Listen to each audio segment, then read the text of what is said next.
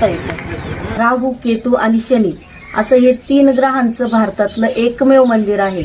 आणि आपण ते विक्रमादित्य राजे आणि शनी महाराजांचा घोडा त्याच्या पुतळ्याच्या पाठीमागे गेल्यानंतर तिथून खाली 100 ते 150 पायऱ्या खाली खोल दरीमध्ये उतरून जावं लागतं।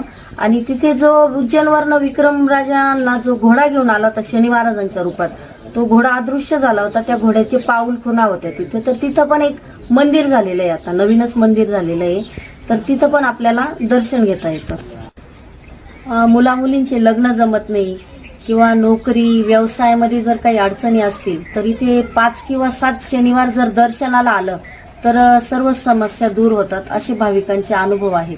पावसाळ्यामध्ये इथे फारच निसर्गरम्य वातावरण असल्यामुळे इथे भरपूर पर्यटक फिरायला आणि दर्शनाला येतात।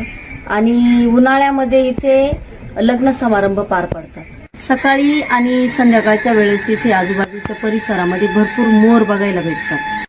प्रत्येक शनिवारी यात्रा भरते, प्रत्येक शनिवारी भाविक दर्शनाला येतात आणि वर्षातून 2 किंवा 3 शनी अमावस्या असतात, तर त्या शनी अमावस्येला पण भरपूर गर्दी असते, भरपूर लोक दर्शनाचा लाभ घेतात भाविक।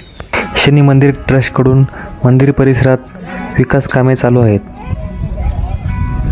व्हिडिओ आवडल्यास लाईक करा, शेअर करा आणि चॅनल सबस्क्राईब करण्यासाठी बेल आयकॉन प्रेस करा।